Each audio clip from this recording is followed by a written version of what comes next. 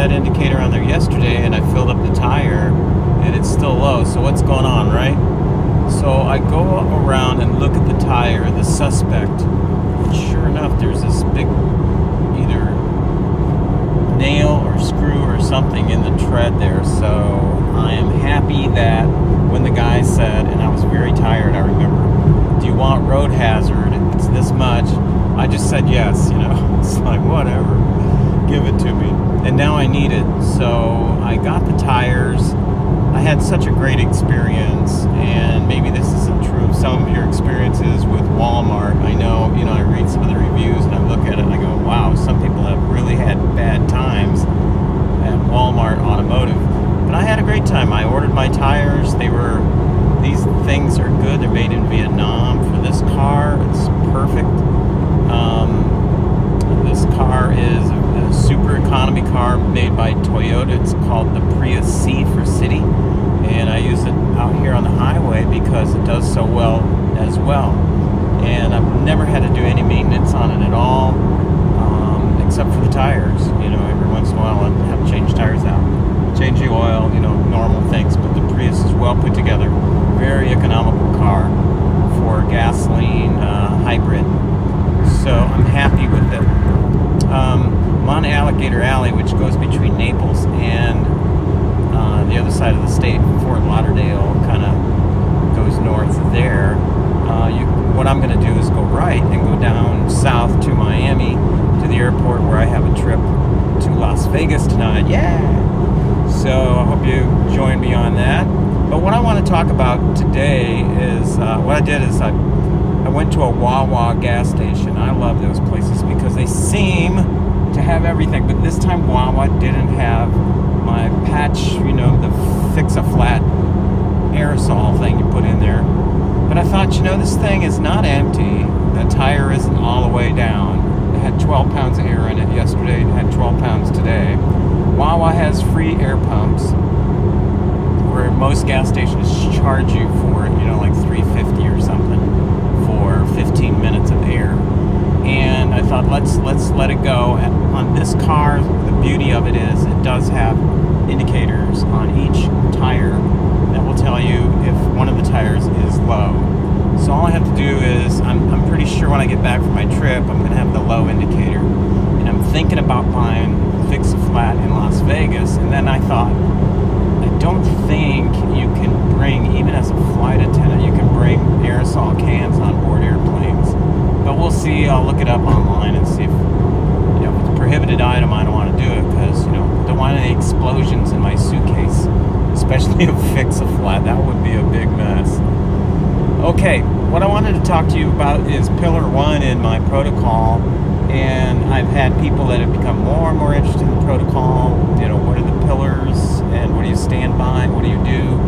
And Pillar 1, of course, is the clinical ketogenic diet, the thing that keeps me in ketosis. It's hard to do. It's not easy. But you and I are fighting cancer, right? If you're following this channel, it's probably because you have cancer, somebody who does, and you're trying to find out some different therapies to use. Now, I always say, don't follow exactly what I'm doing, but I'll give you what I'm doing, and then you can go out and do as I did and do the experimentation that I did and see what works for you. If you notice that your ketone levels are going up, that's a good thing. And that your tumor markers are going down, that's another good thing. That your liver enzyme or wherever your, that part of your body, if that is correcting itself through, you can see normally through blood work or scans, CT scans, PET scans, MRIs, and also ultrasounds, then you're doing a good thing, right? The body is getting back into homeostasis. That's where we want it to be. So go online, do your due diligence, search the ketogenic diet and the cancer type that you have and see what they did and see what they recommend, right? These are like clinical studies. Now for me, a lot of rain here, I have set my macros according to a couple of things. For one, the chronometer that I use to log all my food has set in there, you can make it to a clinical diet if you'd like to. And I also follow Keto for Cancer, Miriam Kalamian wrote that book, and she has some indicators in there as well as where, formulas to where you can set your macros up to know how much of what to eat. Macros are going to be carbohydrates, fats, proteins, calories, figure out where those are according to your height and your weight, your body mass index, all that kind of stuff. It's cool. And once you got that figured out, you can then start measuring and say, okay, this is what I need to be eating. Measure your food, weigh it. You got to take a scale with you almost wherever you go. Unless you do like me and take pre-planned, plan out your meals. Now that I encourage everybody to do that. A lot of people don't do that, and it's just more work down the road, especially if you're traveling at all. But even if you're at home, you can spend a great amount of time just preparing one meal. So I encourage you to take a day out of your week, maybe the weekend, maybe the day that you don't have a whole lot of work to do, and do your meals for the week. Put them in the freezer, and then you'll go, I am OMAD, which means one meal a day. So for me, I can just prepare one meal. I'm done, for that day. All right? So my macros are, for protein, I ingest right around 45 grams. I am 5'11", and right now I weigh about 155 pounds. My body mass is calculated right around 15% of, fat, I guess they say. And from there you can get your BMI and work its lean body mass, I think is what they calculate. Anyway, the calculator's already in there. You don't worry about this stuff really. And that's why I say when you watch my channel is that, things are simple. I don't complicate it because I know you got enough to deal with the disease. You don't have to be sitting there going, I wonder if I'm eating too much of one thing or too much of another thing. My fat macro is set at around 240, 250 grams per day. And I try to hit it. It's really hard because you got to be eating a lot of fat. Which just reminded me of something I had.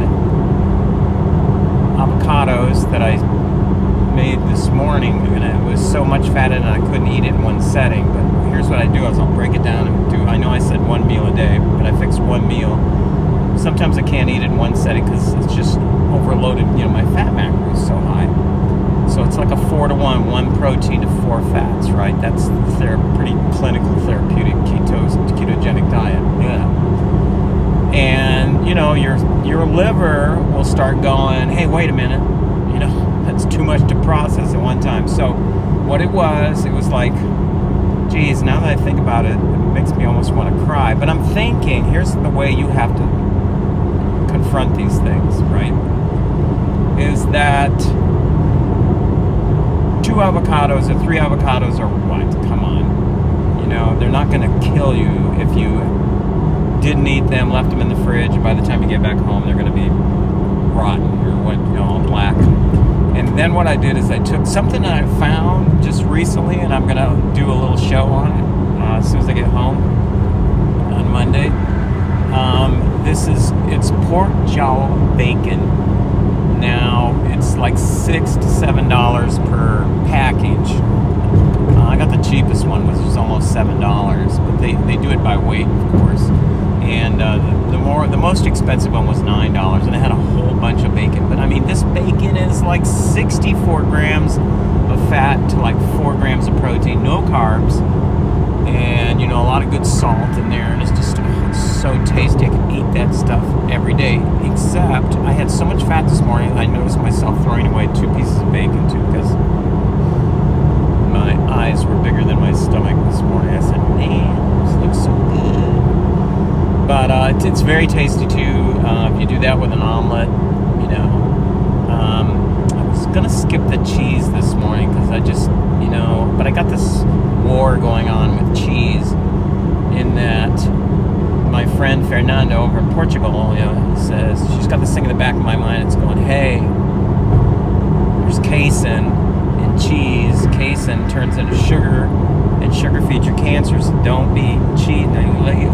excessive amounts of cheese, right?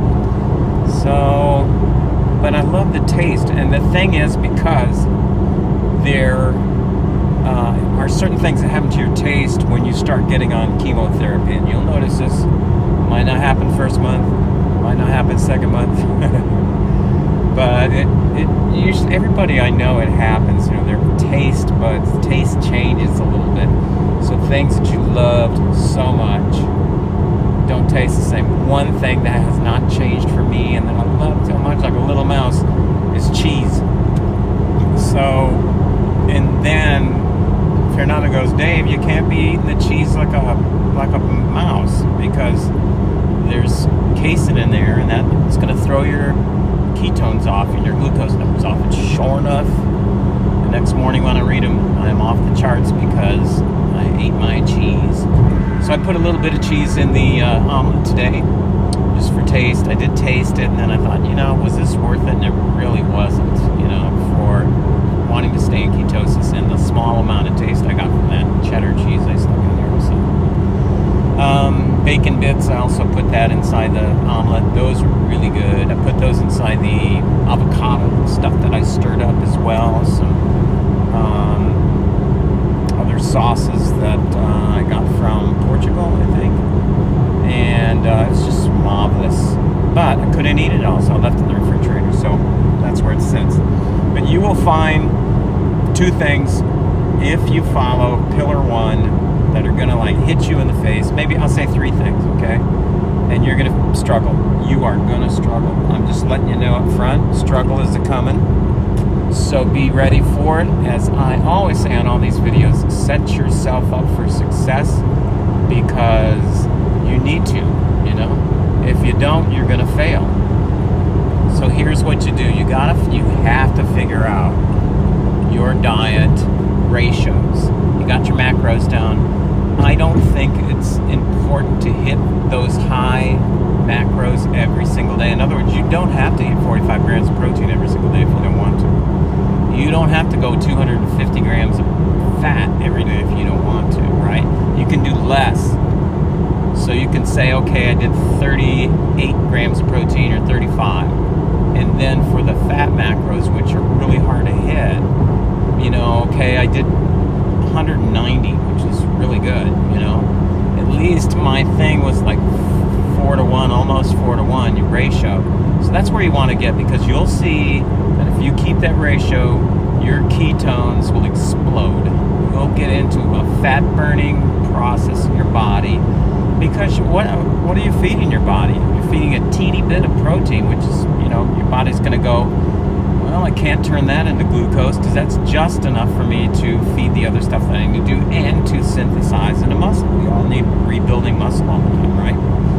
If you eat excess protein, I swear to you, I've had arguments on Twitter and on Instagram about this with well-known people. But I mean, everybody that sits and documents it will find if you eat excess protein in your diet, it will turn to glucose, right? And you have to find that number wherever it is. For me, when I shoot through like 50 or 60 grams of protein in my state, my body will go and turn that into glucose, because we're done with the protein. I don't need any more. You are not, you know, doing a lot of physical activity, so I don't need to synthesize it into muscle. You understand how that works? So, and it's there in the body. The liver is marvelous, and it can do like thousands of things. They say, well, say at least 500 things, different things it can do. One of the things it does is a thing, look this up on Google, it's called gluconeogenesis, and what it means is that the liver can turn protein into glucose, and then whatever needs it in the body can burn it, which would be red blood cells in your body. They feed off glucose only, pretty sure. Cancer cells, they love glucose, yummy, yummy. And the rest of your cells too. I mean, they can burn up glucose pretty handily too, if given the chance. So there you go. That's what happens. So So don't, with capital D-O-N, apostrophe T, don't overload on your protein. You will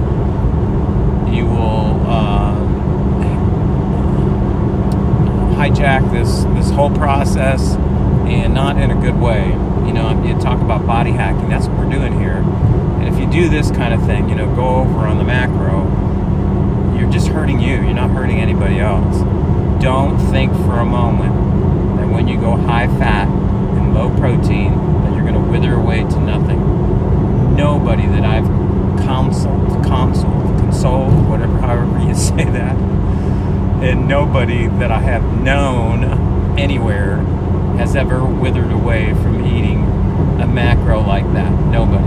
It just doesn't happen. Your body goes, let's burn fat. And guess what? This is the body talking. I know how to do that in such an efficient way that I'll just blow your mind. You won't have to eat as much. I'm going to put you in ketosis. Your brain's going to be sharper because it's going to be using those sweet ketones. Your cells are going to be using ketones. The muscles, this is fuel. Beautiful fuel.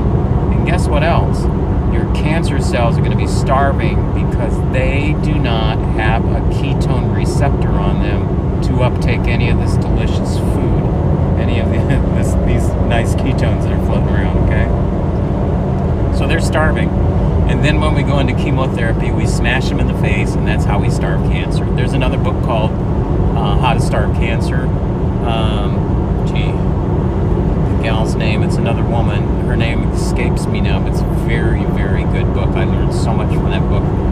And it's, all about nutrition. All about nutrition. So that's pillar 1. You guys have asked me about these pillars. I've got 1, 2, 3, 5, 6, 7. I got 7 pillars. I do. I'd love to get Miriam on for an interview about, the diet itself, and hopefully I can if I put some more effort into reaching out to her. She's a busy person, but to have something that we can nail down and something that, research she's done, like timely, like 2021, 2022, it'd be great for us. So spread the word. If you know somebody that is looking for different things, they have maybe a cancer that's started manifesting in their body, then send them my way, or you direct them to the video here if you think that this is beneficial. If you don't, then don't send them here, okay? But I tell you, my plate is full in a good way of people that I'm helping on these videos, and I'm just overjoyed is the word that I want to use. I'm very grateful for the platform that is here that I can use to spread what's happened with me, what I found, what's working, and to spread this with you, of course.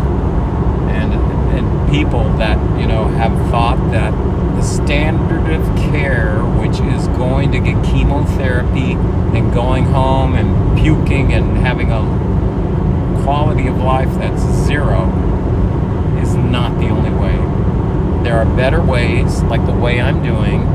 I use a diet, and the other pillars that I have here are such low-cost things that it would blow your mind if you knew everything inside what I have to share. And the cost of cancer care, especially when you bombard somebody's body with chemicals or with radiation, and the aftercare, the hospitalization, the then pharmaceuticals needed to treat them after that, so expensive. It's just absurd, and it does not have to be that way.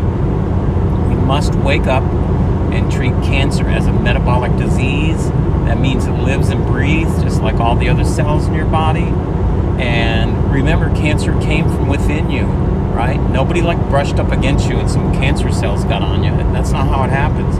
Those are your cells that went wrong, right? So treat them as such. They breathe, they eat, they die, they gain, there's certain things in cancer cells that make them the way they are. They don't know how to shut down as far as growth, and they don't have that, they've mutated to a place where they don't shut down. Very hard to stomp them out. They multiply like crazy. They eat voraciously. There's these aspects that are not the normal cell. Like, if I cut my fingernail off here, of course it's going to grow, but it's not going to grow like a huge, like, cauliflower fingernail thing. That would be like a cancer, right? No, it's going to grow back the same way it always has. There's intelligence in there and things that say, okay, when you get to this point right here, shut off, because that's as far as we want to go. Anyway, been great talking to you. Please subscribe to this channel, and also, click the little bell so you know when I drop new videos. Tell your friends. Appreciate you guys so much. I appreciate, most of all, the love and support that you give me since the beginning. It's just something that, that I think gives me more power than any of the supplements, any of the therapies, anything else. It's you. And thanks so much.